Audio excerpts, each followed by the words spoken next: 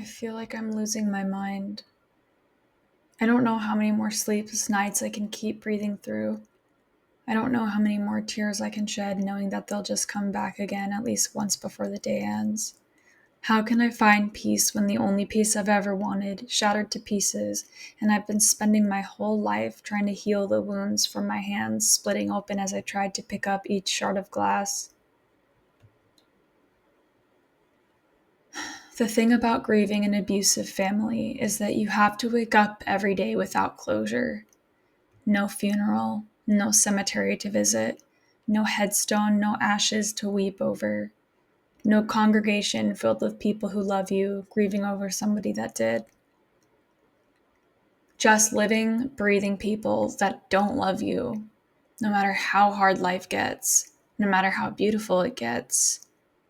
And even though they were the ones who were supposed to love you more than anyone and anything, it's just a constant reminder that you could very well be loved and valued by them, but they choose not to.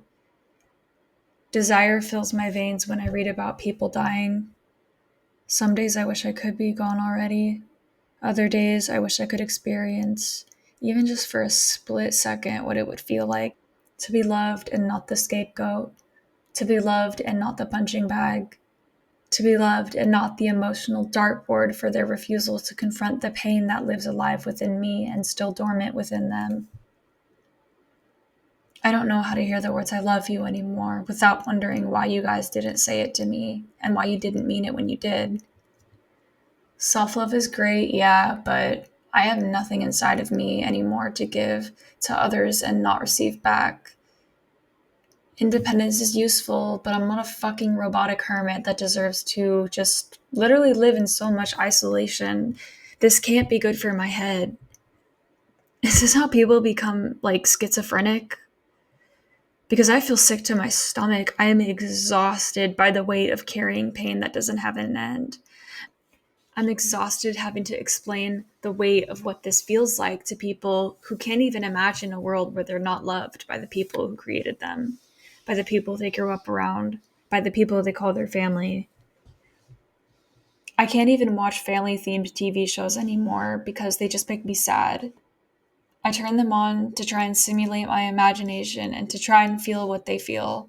That's why I always get sad when I binge through the seasons and it comes to an end. That was literally the closest thing that I would have to experiencing what it feels like to have a family. Is my life that cold and depressing that I watch strangers on a television who are reading lines off a script in a sound set in Hollywood in order to try and experience being loved like them? I don't even care because it does something for me. But these days it's not enough anymore. Every time I feel my face break down into sadness, I remember how it felt the first time when I was a child, when I was still looking out of these eyes in my body, hoping it would just be temporary. I wish that I could go back and tell her it gets better, because the truth is, she's still here, waiting. She doesn't know how to take no for an answer, and just because she went no contact, or gave up trying, or blocked their numbers, or had to accept after abuse, after abuse, after abuse, after abuse, that it wasn't going to stop being abuse and feeling like abuse and hurting like abuse. Life moves on, but the inner child in me doesn't age just because the adult in me does. I have fine lines around my eyes now. There are parts of my face and my body that are showing the signs of me withering away. And with every crevice of my skin that loses elasticity in life, another part of my heart loses touch with the will to live. I don't give a fuck what anyone thinks. I know it's not abnormal to want to be not here when the people who gave you life refuse to make you feel like you should. Everybody has roots to people that love them. And their love for those roots and the people who are connected to them, it keeps them going when life gets hard. I've been around long enough to know that most people who have that, it's their lifeline. Where's my lifeline?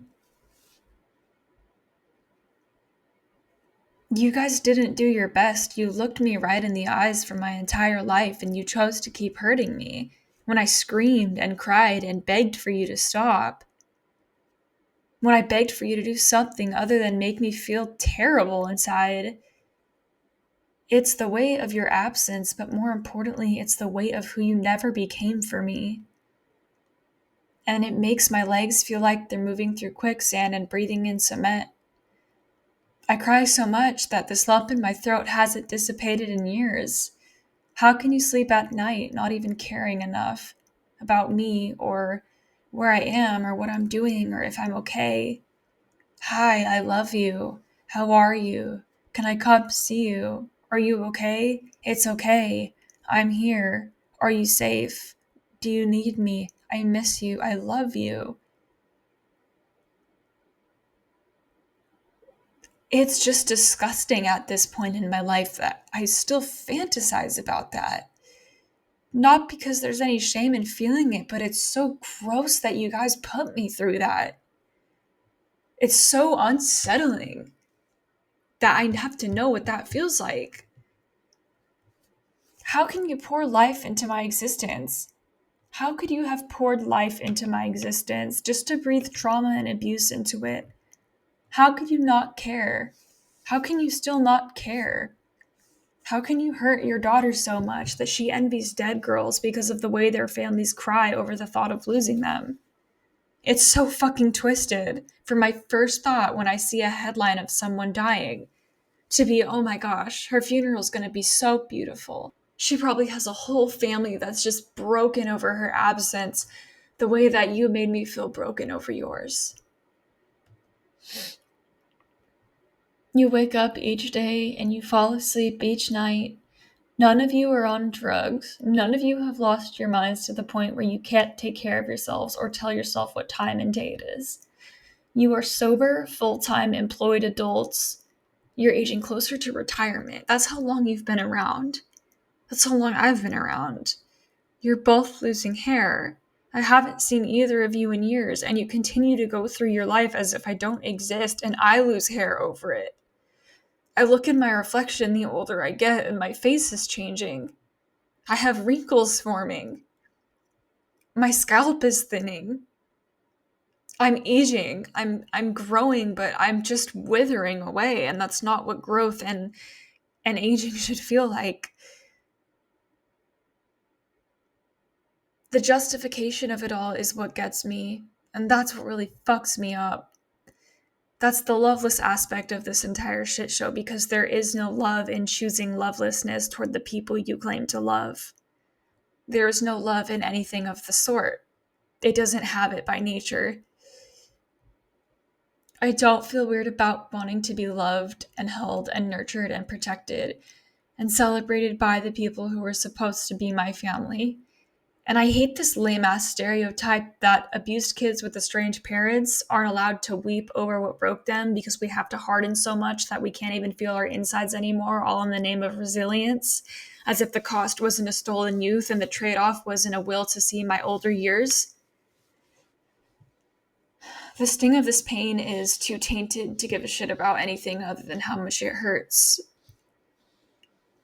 And that's why I don't bother explaining myself to people who don't know this pain. See, the thing is, I always thought you guys would eventually get it together. Wishful thinking filled up a solid portion of my brain and a huge chunk of my heart, and honestly a majority of my nervous system, that eventually you love me, and that love would be enough for you to finally do it. But in your own way that said, I never meant it, and I've always wanted to love you. I just didn't know how. But life isn't a finish line waiting around the corner. It's just passing. Life keeps getting shorter. All of us are dying, and I'm not afraid of dying, but what scares me and hurts is the window of time between what was and what could be are getting older, thinner, more visible, but at the same time more invisible, and I'm worried that soon it will be invincible. Time passes, but nothing changes.